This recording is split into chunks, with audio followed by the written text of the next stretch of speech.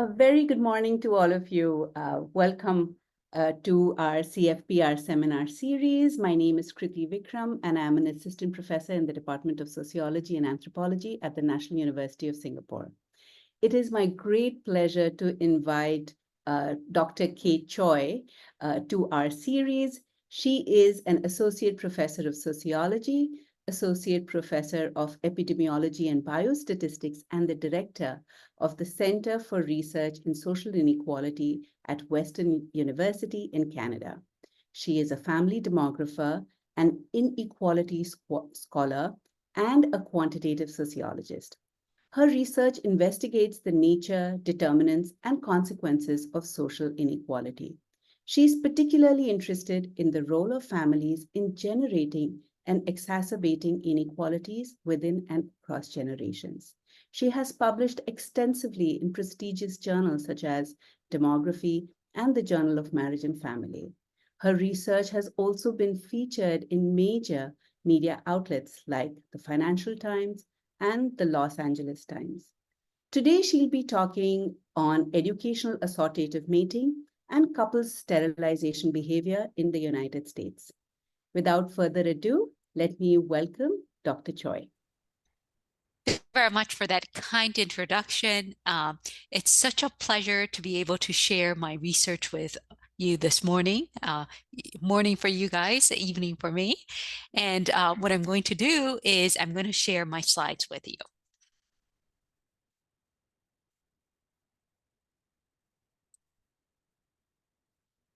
Can everybody see my slides?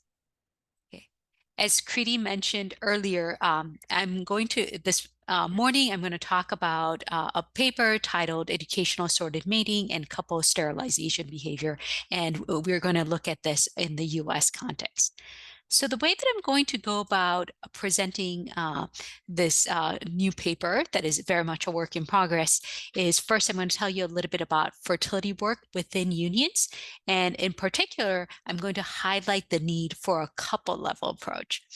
Then I'm going to move on and talk to you a little bit about existing theoretical and empirical work that we can use to inform this particular study. This will be followed by a presentation of data and methods, then a presentation of results, followed by a summary, and I'm going to conclude with a discussion about the implications of the findings from this particular study. So, as many of you know, in the United States, roughly 70% of all births occur within the context of marriage or cohabitation. There are also attitudinal studies that were published in 2015 that asked men, and men report that they believe that partners should contribute equally to contraceptive decision-making as well as the couple's fertility work. This is all coming at a time when demographically we are seeing the rise of mixed unions. And by that I mean interracial, interethnic, mixed nativity, and educationally hypogamous union.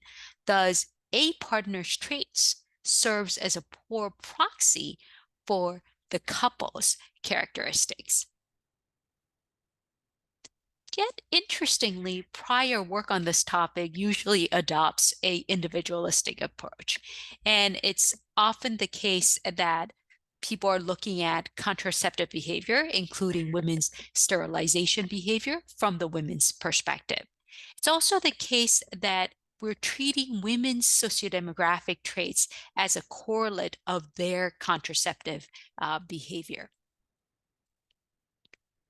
And although there have been some efforts to incorporate male and female partners' traits, what ends up really happening in a lot of this research is that they look at male partners' traits independent of female partners' traits. Stated differently, they're looking at additive independent effects. But if we really think about it, whom we choose to partner with and the resulting assortative mating patterns, particularly educational assortative mating, have implications for the socioeconomic circumstances of couples, which in turn affects partners' work trajectories. For example, it may affect how long women can stay at home following the birth of their particular child. It also affects the power dynamics between partners. And of course, all of these things we know from prior work have implications for which partner assumes the responsibility of the couple's fertility work, including who becomes sterilized. Yet, studies examining the role of educational assorted mating on sterilization behavior tend to be rare.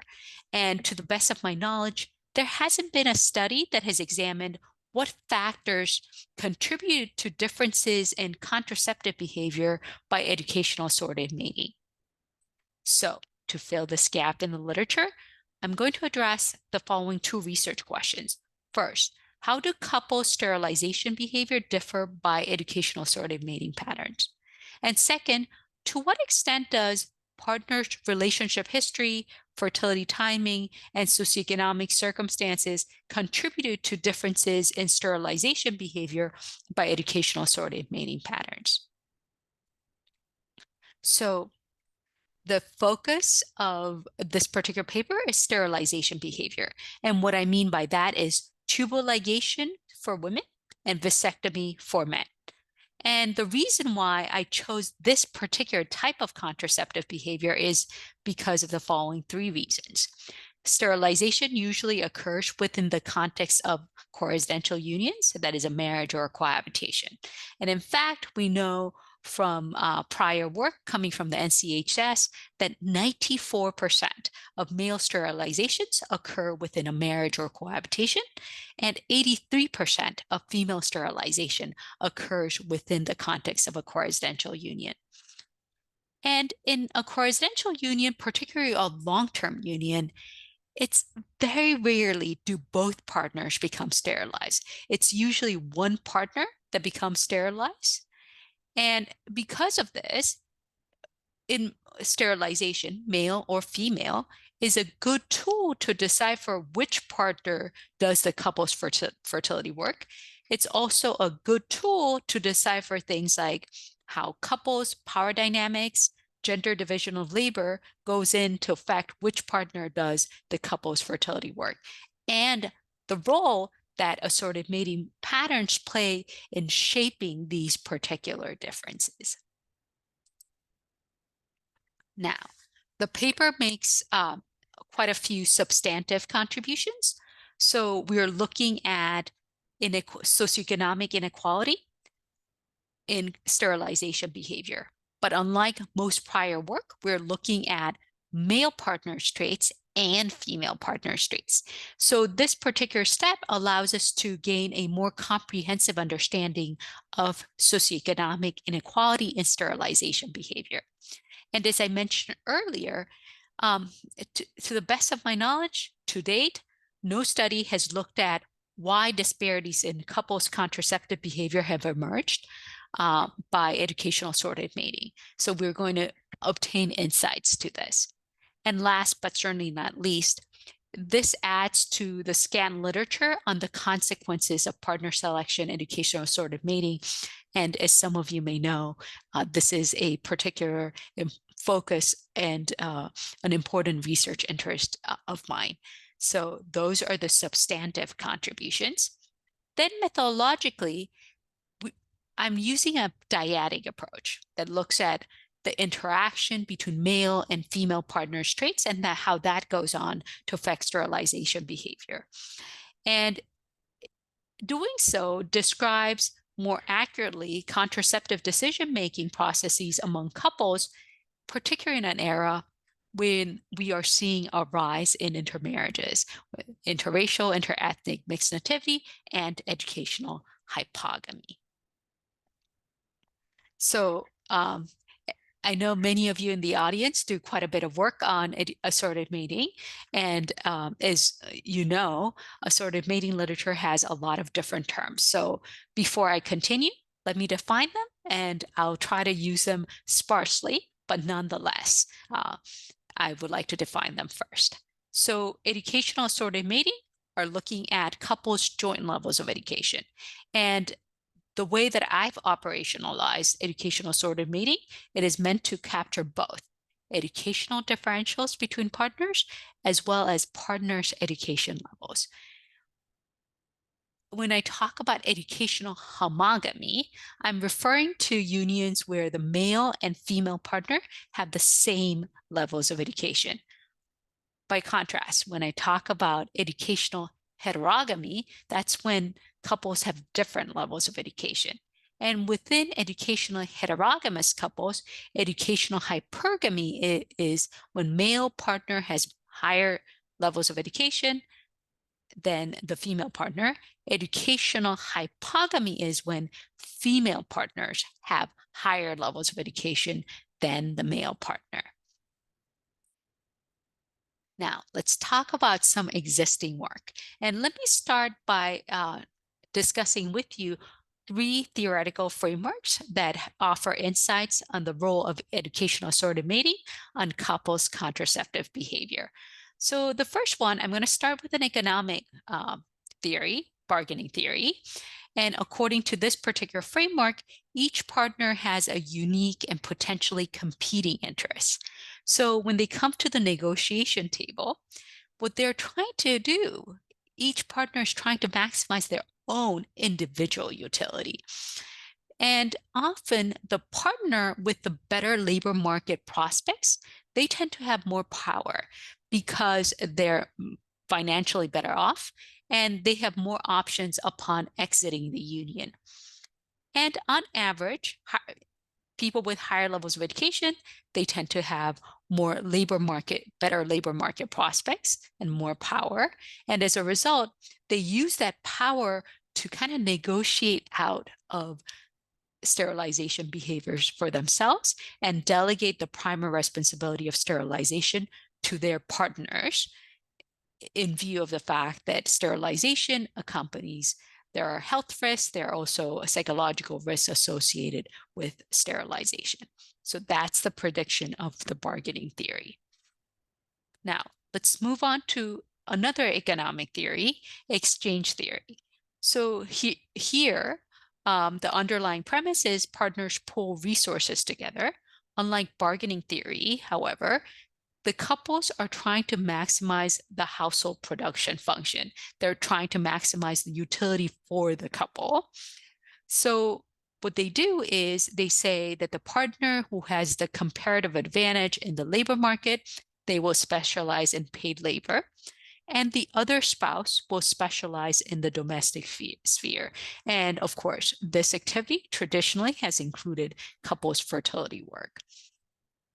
So the partner with higher levels of education on average will have a comparative advantage in the labor market. So what ends up happening is that the other spouse will specialize in the domestic sphere, and couples are going to rely on the other spouse's sterilization at a higher rate. Now, let's talk about gender perspective. And this is work by West and Zimmerman. And according to this particular theoretical framework, couples are like everyone else. They're influenced by a gender inegalitarian society. So they're going to seek to do gender. And in the process of doing gender, couples' fertility work are women's work, right? But if we are to tie the concepts of the gender perspective to the present study, we can expect that there will be variations by educational assortative mating in the extent to which couples in each of the unions do gender, right? So within this particular hypothesis, couples usually select on to the different arrangements depending on their attitudes about gender division of labor. So those individuals who are selecting into educational hypergamy, and these are the unions where male partners have higher levels of education than the female partners, they're the group that tend to be the most traditional. Why? Because educational hypergamy follows the arrangement that has existed traditionally in terms of educational differentials between partners and spouses. So because they're the ones that are the most traditional, they're also the ones that are most likely to adhere to a gender division of labor. And what that means in the context of sterilization is that they're much more likely to rely on female sterilization. Now, the people who enter into educational homogamy will be disproportionately the group that want egalitarian relationships inside their unions. So what this in turn means is that because they want an equal relationship compared to other couples, they're more likely to do an equal distribution in terms of their reliance on male and female sterilization. Finally, the individuals who are in educational hypogamy, those are the ones where the female partner has more schooling than the male partner. They're the ones that are likely the most non-traditional. They're the ones that are most likely to deviate from traditional gender division of labor, which then in turn means that they will rely more on male sterilization. However, having said that, there's an alternative perspective within the gender perspective. And a lot of this is coming and are influenced and motivated by the works of Julie Brines. And what she indicates is that the educational differentials between partners whom we marry in terms of their educational traits are often not determined by the attitudes that we have about gender division of labor, but instead it can also be determined by the availability of potential partners. So those who select into educational hypogamy may be very similar like everybody else. They may have the similar propensity to do gender, but they ended up selecting into educational hypogamy due to unfavorable marriage markets. So what would happen in these particular unions is that the partners, especially the male partner, will try to compensate for the non-normativity in their union. That is, men have less schooling than the female partner by over-exaggerating the arrangements in other dimensions of the union.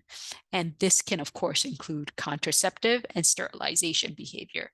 In this particular case, educationally hypogamous unions will often involve couples who will rely more heavily on female sterilization than other couples. Now, let's talk about empirical work, right? And as I mentioned earlier, most studies examine how a partner's traits, usually the female partner, are associated with female sterilization. Others look at the relative risk of female over male sterilization. There have been a few studies by Bertotti or Renata Forst that have tried to incorporate the male partner's perspective. And as I mentioned earlier, they look at the independent association between male partners' traits and sterilization behavior net of female partners' traits. Now, these studies, for the most part, do not consider assortative mating. There are, however, two noteworthy exceptions. One, it can be found in the work of Mike Eucard that uses data from the 2006 to 2015 National Survey of Family Growth. And what she does is she uses two samples. The first sample is a sample of married couples who are in educational homogamy and educational heterogamy. Then sample number two is exclusively a sample of individuals who are in educational homogamy. And what she does is she compares the educational gradient in the two samples, right? She doesn't explicitly look at the relationship between EAM and couple sterilization behavior, but her work offers insights about the role of educational assortative mating on couples' contraceptive behavior. So the fact that the educational gradient is more salient in the subsample of educational homogamous couples implies that for couples with wives with lower levels of education, those in educational heterogamy relied less on female sterilization than their peers in educational homogamy, right? Having said that, for individuals where the female partner has higher levels of education, those in educational heterogamy rely more on female sterilization than their peers in educational homogamy. Now, the second exception comes from work by Jacobs and Stanford that was published in 2019. They use the same data, and they actually explicitly look at variations in couples' contraceptive behavior, including sterilization behavior by educational assortative mating. And what they found was that they found no significant differences in male or female sterilization by educational assortative mating. So what they're doing is they're looking at the association between educational assortative mating, which they define as being in an educational homogamous, hypogamous, or hypergamous union, and male or female sterilization net of females' education. So, and they basically didn't find any significant difference. And the rationale for this, if we kind of bring some of the logic in UCART study, is that we saw that for individuals with lower levels of education and higher levels of education, the direction of the association between educational assortative mating and sterilization behavior are opposite, since they're not looking at the interaction, just the main effect. The opposing signs are canceling each other out, giving rise to a lack of statistically significant differences in sterilization behavior by educational assortative mating. Now, let's talk a little bit about why we may expect that couple sterilization behavior will differ by educational assortative mating. And in particular, let's focus on couples levels, joint levels of education. So the first thing has to do centers on educational differences in gender beliefs. We know from the work of S.P. Anderson and Villari that college-educated individuals are more likely than those with lower levels of education to hold more gender egalitarian values. So if we kind of think about it, couples with at least one college-educated partner would be less likely than those in unions without any college-educated partners to rely more on female sterilization. And among couples with at least one college-educated partner, those individuals who are in a union involving two college-educated partners will be the ones least likely to rely on female sterilization, because both partners tend to have more gender egalitarian views, and as a result, they reinforce their worldview, and they are able to implement a more gender egalitarian division of labor in the absence of any conflict. The second reason centers on educational differences in fertility timing. We know that for the most part, in the United States as well, because of fertility decline, expected number of children differs little by education. So age at first birth, that is when people start their reproductive timing, that will very much determine how much time is left after the completion of their intended fertility. So college-educated women are more likely than those with lower levels of education to delay fertility, partly because their schooling or their occupational trajectories tend to conflict with the demands of child rearing and childbearing. So what that means is college-educated women will have fewer years when they're at risk of having an unintended pregnancy after they finish their complete their intended fertility trajectory, right? So on average, because they have fewer years left, that means that they will be less likely to rely on female sterilization. And if we look at their male partners, right? If they have a college-educated male partner, they may be more likely and have a greater predilection to invest in their children's education, particularly college. So they may also display a greater preference to delaying fertility until the couple is more set economically. So as a result, overall, you have couples in which both partners are college educated, they're delaying fertility more. And as a result, they have fewer years when they are at risk of having an unintended pregnancy. Now, the third reason centers on differential access to resources. We know that partners tend to pool resources. We know that couples in unions involving two college-age partners probably have the most resources. This is followed by couples with one college-educated partner, and then couples where there's no college-educated partner, right? We know from the work by Megan Sweeney that educational advantage is associated with lower risk of female sterilization, but a higher risk of relying on male sterilization. So we may expect that female sterilization rates will be lowest among couples in unions involving two college-educated partners and highest in unions involving two partners with a high school education or less. And those individuals in unions where there's only one college-educated partner will fall in between these extremes. And the opposite will hold true in terms of male sterilization. Now, let's talk about the analysis for this particular paper. So what I do is I pull the latest waves of the National Survey of Family Growth, and I pulled the 2006 wave all the way to 2019. The 2019 data that is the last data that is available publicly. The National Survey of Family Growth, as many of you may know, is a repeated cross-sectional survey. They have information on contraceptive behavior. They also collect marriage and cohabitation histories for U.S. adults during their reproductive years.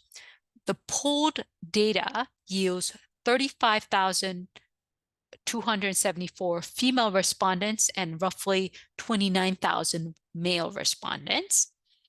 I decided to use the female respondent files instead of pooling the female and male respondent files for the following three reasons. There are differences in the way that the contraceptive behavior of female respondents and male respondent files were collected, right? So in the female respondent files, they asked women about their current contraceptive status. In the male respondent files, they asked the respondents, the men, about their contraceptive method during their last intercourse. So they're not comparable. The second reason centers on the fact that in the female respondent files, they asked the respondents whether they were sterile for non-contraceptive reasons, but male respondent files did not. And last, but certainly not least, female partners were asked if they themselves or their male partners became sterilized when they were in their relationship. The male respondent files did not. So because of these three reasons, the data is not necessarily conducive to be pooled with one another. So I chose the female respondent files. Now, the reason why I chose these particular files is they collect data on female and male partners' sterilization behavior from the vantage point of the female respondent. They also collected detailed marriage and cohabitation histories. And in particular, a feature that is really important for this particular study is the fact that they asked the respondents to report their current partner's education, right? And last but certainly not least, they also collected various data that have been previously identified as correlates of sterilization, including things like age at first completed pregnancy, race, ethnicity, and so forth. Now, the sample for this, the present analysis is married or cohabiting couples at the interview date. the reason why I'm looking at people in co-residential unions is twofold. One is for data availability reasons. These are the only group to whom I have access to data on partners' education. It's also the case that, as I mentioned earlier, most sterilization occurs within the context of a co-residential union, 94% for men, 83% for female. I applied other restrictions, and this is very consistent with what we see in other work as well. They had to be at risk of pregnancy, right? That meant that they couldn't be pregnant at the date of the interview. They couldn't be sterile for non-contraceptive reasons, and they could have not become sterilized for contraceptive reasons before they started their current union. I also included only partners who said that they do not want children in sometime in the future, right? Because we want to look at people whose fertility, precisely intended fertility, was completed. They had to use a method of contraception. And then because the 2015 to 2017, 2017 to 2019 NSFG were the only NSFGs that collected data for women who were over the age of 45, I basically, in order to have a consistent age range across the different data sets, I limited my analysis to individuals who are between the ages of 15 and 44.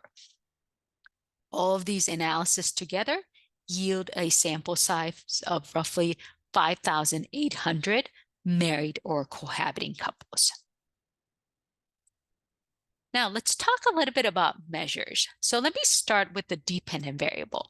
So the dependent variable is basically a categorical variable titled reliance on sterilization, and they basically distinguish couples into three groups: those who underwent female sterilization during their current union, those who underwent male sterilization during their current union, those who used another method of contraception, usually a reversible method of contraception. So the independent variable is educational assorted mating, which distinguishes couples into four groups. One is a group where it's basically both partners have a high school education or less. I'm going to call them HH couples.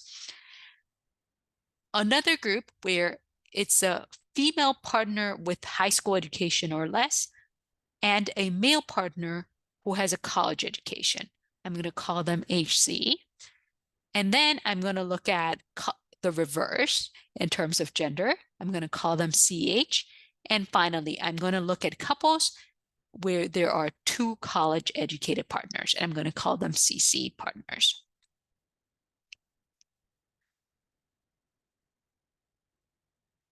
There are some key covariates. I'm going to look at demographic traits and family background. I'm also going to look at couples' relationship history and assorted mating. And these are all, in case you're wondering why I'm using so many colors, it's because it's color-coded to make the additive models clearer.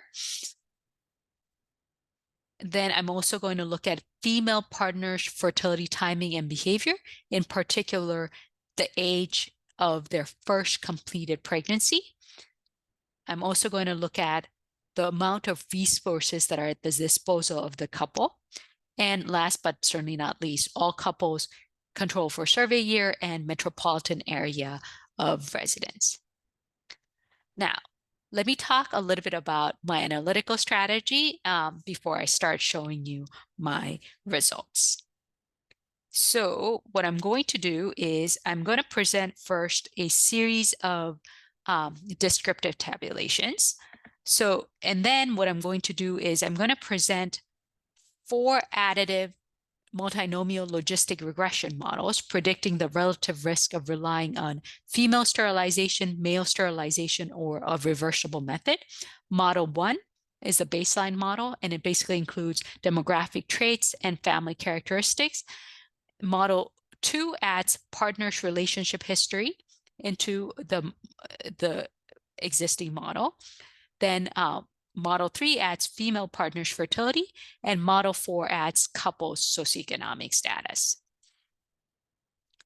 When I present to you the results, I'm going to show you predicted percentages using the coefficients from each model and the distribution and means of covariates for the couples in which both partners did not have a college education. Those are the HH couples. Now, let's talk a little bit about results, and I'm going to start with my descriptive results. So these are the percentages of couples who relied on female sterilization. What you'll notice is that the number of college-educated partners was associated with a lower likelihood of relying on female sterilization. What we see is HH couples, the percentage of HH couples who relied on female sterilization, they tend to be the highest. Those percentage of CC couples who relied on female sterilization tend to be the lowest. And you basically have the couples in which there's only one college-educated partner fall in between these extremes. It is worth noting that these differences, as you can see from the bars, are not statistically significant.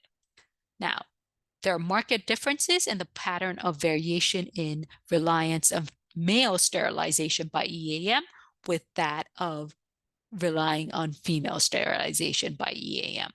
And what you'll notice is that the presence of a college-educated male partner, HC and CC, those are the ones that are most likely to rely on male sterilization, right?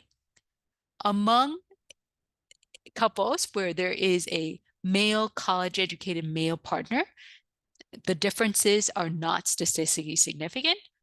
Among couples in unions involving a male partner with a high school education or less, the presence of a college-educated female partner indeed increases the likelihood of relying on male sterilization.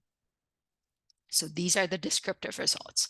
Let me show you a few descriptive tabulations about the traits of these different couples varying by EAM.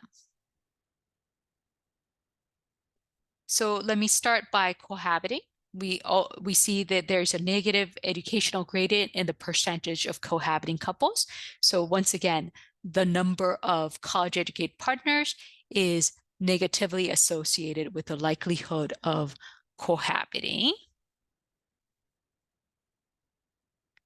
Having said that, and deviating from this particular pattern, we see that educationally heterogamous couples are more likely than their peers in an educational homogamy to have been previously married, right? You can see that HC and CH, the percentage of those who have been previously married tend to be higher.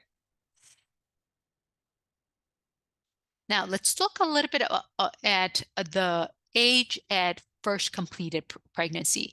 And what we see is that couples with lower joint levels of education, they tend to have an earlier age at first completed pregnancy than their peers with higher joint levels of education. And last, but certainly not least, before we transition into the multivariate analysis, we see that there is a negative educational gradient in terms of employment rates. So couples with higher joint levels of education, they're more likely to work, right? Noteworthy exception to this particular pattern is when a college-educated female partner marry down educationally, they tend to work more full-time. Okay? So these are all very much in line with what we would expect given what exists in terms of the literature.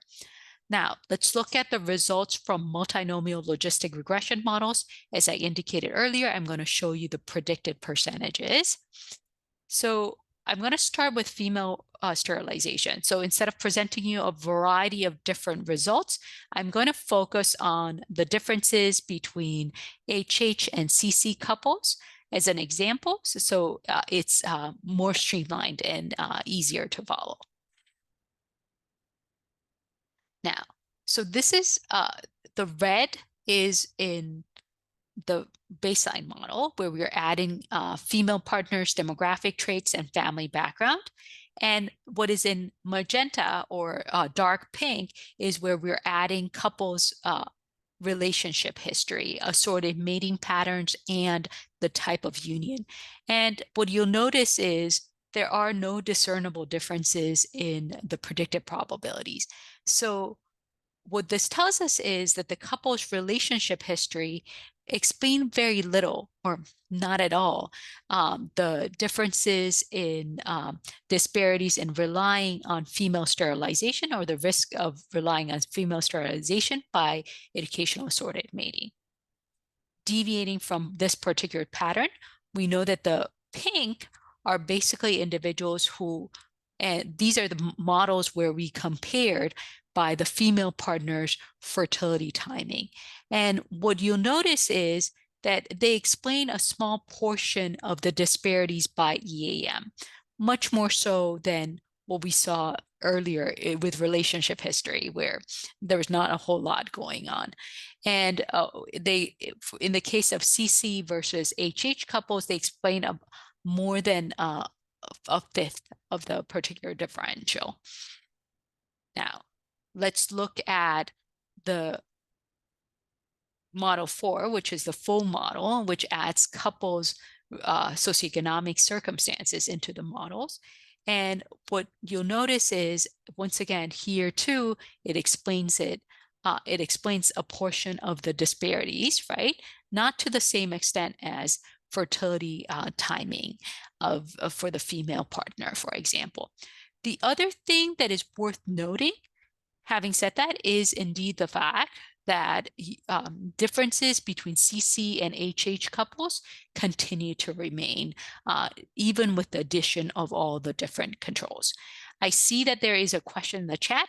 I'm going to give the entire presentation and I will address questions then. Now, let's look at male sterilization. So basically, what we are in fact seeing is basically the same setup, right? And what we actually see is that the couple's relationship history here, in terms of male sterilization, does explain a portion of the disparities by educational assorted mating.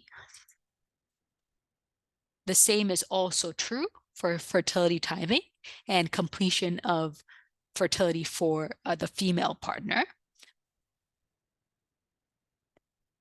But accounting for differences in couples' socioeconomic circumstances explain most of the differences in reliance in male sterilization by educational assorted mating, right? And in fact, once we adjust for differences in couples' socioeconomic status, then none of the dyadic differences are in fact statistically significant. Now, let me give you a particular summary. So we know that couples sterilization behavior is a highly gendered process. And what we saw was that most married and cohabiting partners relied more heavily on female sterilization than they did on male sterilization. Yet there's one differential. CC couples were following a pattern that was exactly the opposite. Now, there are also marked differences in the pattern of variation and the risk of relying on female sterilization by educational assorted mating than the corresponding pattern for male sterilization. So we saw that the number of college-educated partners was associated with a lower risk of relying on female sterilization. And in fact, there was not a whole lot of difference for couples where there was only one college-educated partner. Male sterilization, the story is a little bit different. The presence of a college-educated male partner was associated with a higher risk of relying on male sterilization. So among those who with a college education, there wasn't college male partners, there wasn't a significant difference by wife's education. Among those without a college-educated male partner, the presence of a college-educated female partner did make a difference and increase, in fact, the risk of relying on male sterilization. So overall, what we see here is that the patterns are really detracting from what we would expect from bargaining theory and exchange theory, where we'd expect that the partner with the higher levels of education would be the ones that would negotiate out of sterilization. And what we do find overall, particularly in terms of male sterilization, is that college-educated men are less likely to do gender. They're more likely to become to rely on male sterilization, potentially in recognition of the fact that the health risk associated with male sterilization tends to be far less severe than the health risk associated with female sterilization. Now, in terms of disparities in female sterilization, they tend to emerge in large part due to differences in fertility timing and levels and couple socioeconomic circumstances. Nonetheless, the differences between HH and CC couples remain. But in terms of male sterilization, all the different components do explain, and none of the dyadic differences are in fact statistically significant. The fact that differences in female sterilization but not male sterilization remains suggests that female sterilization potentially may be driven more by gender attitudes and variations by levels of education. So that's what we find.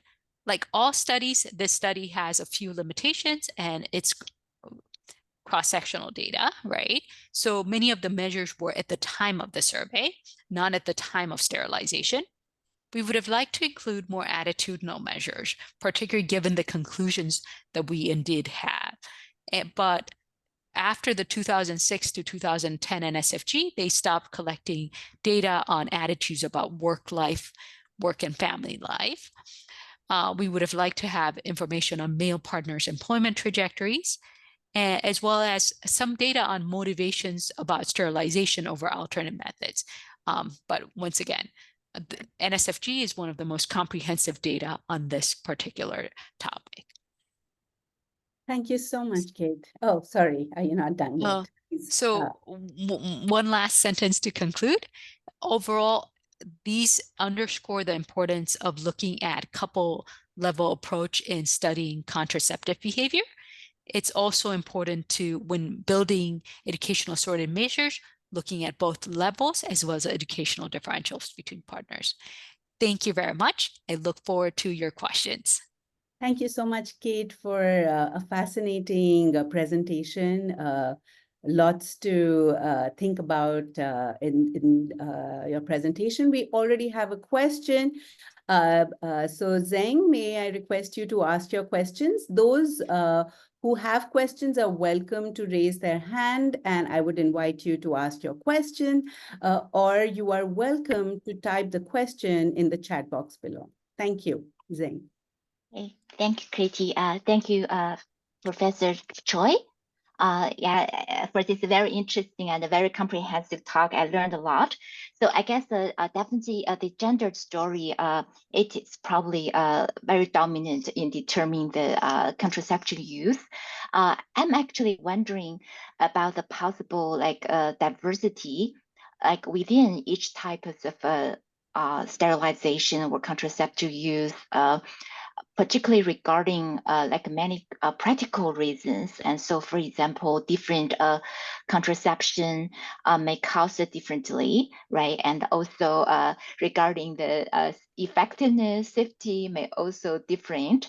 And there might be also the issue regarding convenience or according to the health status of the couple, right? And so there are many like internal heterogeneity within specific types of sterilization.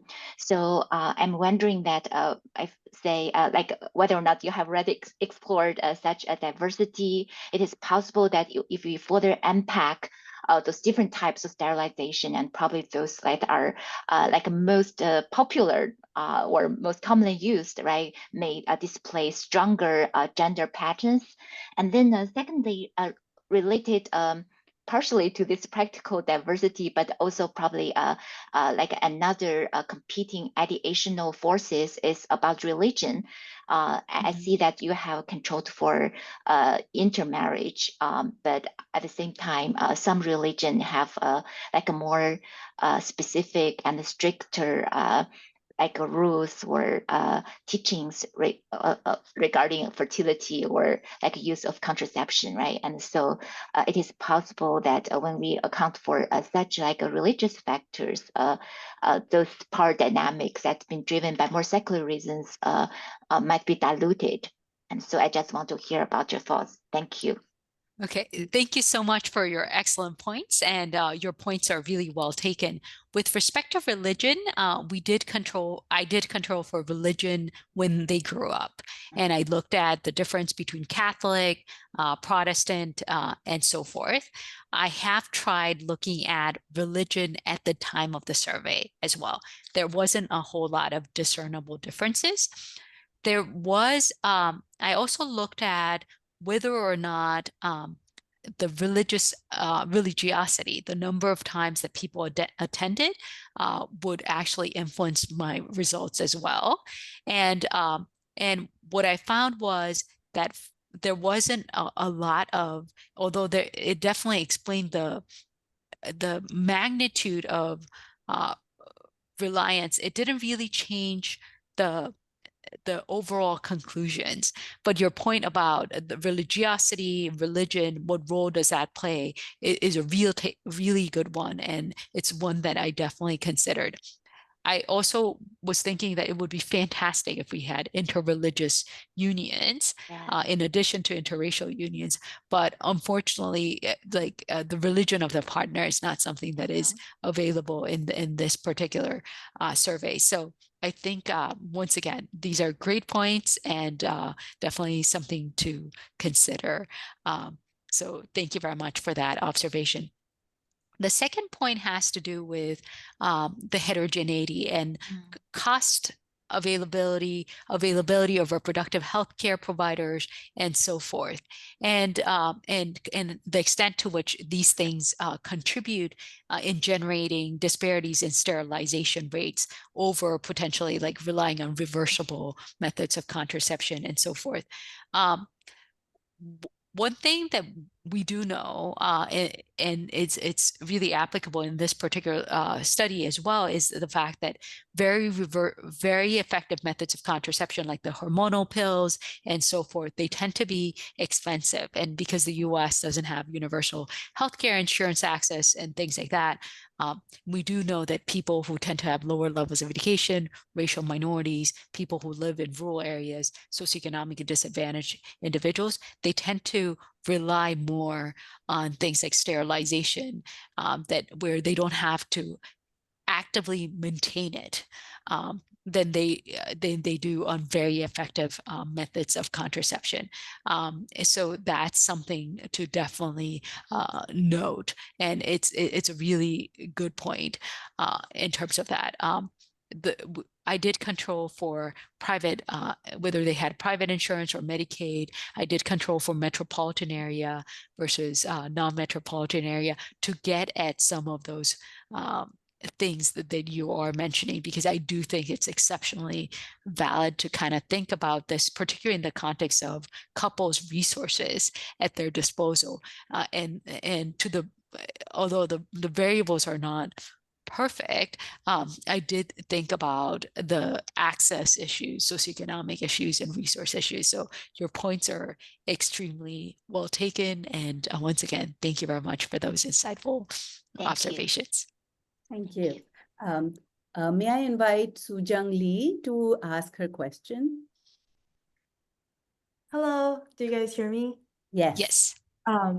Thank you, Dr. Choi, for your talk. It was fascinating. Oh, my name is Soo Jung, and I'm a first-year PhD student at Brown Sociology. Nice to meet you, everyone. Again, it was fascinating, and I've actually conducted the exact same analysis using the exact same data set and sample last winter. So I was particularly excited to see your outcome. So I have two questions. One is on just clarification. So sorry if I missed, but your college educated sample includes some college as well. And the second one is about your definition or story behind contraceptives and sterilization. So you picked among diverse methods like condoms, withdrawal, or for women pills, you picked 2 surgical sterilization. And I just want to hear more about the reason for choosing the 2 contraceptive methods, or maybe sociological implication of those methods, or more directly, how's your question or outcome is different from highly educated men more likely to use condoms in their sexual intercourse. Thank you. Thank you very much for those very interesting perspectives. So I think this paper was kind of like a evolving process, right? So when I first started, I looked at so many different types of educational assortative mating operationalization. So I initially looked at educational homogamy, hypergamy, hypogamy, and then controlled for female partners education. I also did the 16 category cross classification after distinguishing between less than high school, some college, and BA or more. I did also the 25 ones that also sought to disaggregate the people who had an MA or more as well. I also did the 3 ones where it kind of combined the high school or less, some college, and BA or more. So but then when I did the 9 versus the 16 versus the 4 versus the 25, when I conducted statistical tests, there weren't a whole lot of discernible differences between those who had some college and BA, which was actually a surprise to me because I always think college graduates are vastly different from some college education, because some college also includes people in technical jobs and so forth. But surprisingly, it did not, right? So there's a little bit of that. So I picked one of the reasons why I honed it on sterilization instead of all the other methods, although I did look at all the other methods before choosing sterilization, were because of 2 reasons. One is I wanted to for sure look at which partner does the couple's fertility work. And reversible methods of contraception, people were often like, maybe the male partner was using condom and the female partner, for example, was using the pill, for example. So it was difficult to actually ascertain which partner was actually doing the fertility work. So that was the reason. And in the case of sterilization, out of when I was kind of reaching the 5,838 couples, there was only 64 couples from 35,000 odd people where you actually saw both partners had male sterilization and female sterilization. So that was one of the reasons why I actually looked at this particular thing. There's also like practical considerations, right? Like we want to make a contribution. As I mentioned earlier, Stanford's and Jacobs 2019 paper does do the potentially, they have the EAM a little bit differently from mine, and they control for college education, but they actually look at the gamut of different things. And I wanted my study to be different. And I also was being inspired by UCART that found that depending on the levels of education, it was vastly different. I'd be very interested in finding out a little bit more about your paper. So let me know like what you find and so forth. Thank you. Are there other questions? If not, I actually have a question too. I was also wondering about the educational variations within the college-educated group in particular, especially if we were to, and I know that you described, how you've gone about Yeah. your process, but looking at those with, say, professional degrees compared to those without professional degrees, although both are college educated. I mean, is it something that you considered? Just thinking about the implications on income and whether that would have a bearing then between differences within college educated group, if there would be some differences across these different categories. And just one more question, and I know you've done some work on rural urban differences. I'd be interested Yes. to know if you did some subsample analysis across these two groups and found either there similarities or differences. Thank you. So I think those are excellent questions. There are some practical concerns for like not being able to kind of disentangle the MA and the BAs and so forth, because there's just not enough of these particular individuals. But there are theoretical reasons for us to expect that they would be different, right? So if we kind of think about like a PhD, MBA, two MBA couples, for example, Yes. it may very well be the case that depending on like the women may have occupational trajectories, may have the type of income trajectories that it may Yes. make more sense Mhm. that because of the opportunity costs, they're less likely to the opportunity cost of having an unintended fertility will be very Mhm. costly for these individuals. So as soon as they hit the completed fertility, they may have a greater incentive to become sterilized, assuming that the health, their perception of the health risk are not going to be different because of their higher levels of education and so forth. So yes, there are definitely reasons for us to expect it. Practically, do we have enough of an N? If this was like an NCS, ACS, or something like that, I think that's something that we should definitely observe. But we just don't have the ends to be able to carry this out. I think your point about rural urban differences is an excellent one, and we do know. As you know, and we know from some of the work that Shelley Clark has actually been doing from the NSFG data and so forth, that rural regions, because it's just hard to get to a reproductive healthcare provider and so forth, it's they actually have a much higher propensity to do sterilization. It is, however, unclear whether or not some of that particular differential is just a matter of access, or it's a matter of the fact that educational attainment in rural areas tend to be like lower than that in urban areas. So I think your point is a really excellent one. Although I controlled for rural or metropolitan, non-metropolitan differences, I didn't think about actually disaggregating the sample by rural urban. But once again, I think it'll be a really fascinating paper to see if college educated individuals, when they go to rural areas, because of limited access, they're much more likely to get sterilized than had they stayed in a metropolitan area. I think that would be super fascinating, and I think there's a paper there. Okay, thanks.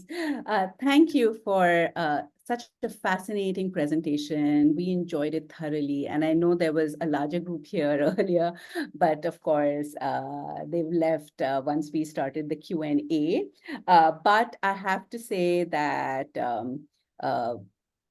there is so much to think about and expand on this. Of course, drawing from your paper and then thinking about how this applies to low and middle income contexts as well as they go through their fertility transition. So thank you so much, Kate, for being here today and presenting your work and sharing your thoughts on the questions. I'd also like to announce that our next seminar will be on 8th of March, and it'll be presented by Dr. Sin Won Han, who is at the University of Hong Kong, and he'll be talking about the title of his talk is An Empirical Investigation of the Left-Right Political Fertility Gap. We are heading into the recess week, so the seminar will be after the recess week. Thank you so much for being here, Kate, and the rest of you as well. Have a good night. It was a pleasure to be able to share my work with you, and thank you very much for the insightful comments, and I look forward to meeting you all at PA and seeing you all at PA. That'll Yes. be great. Thank you so much. Please Okay. take care. Bye-bye. Bye.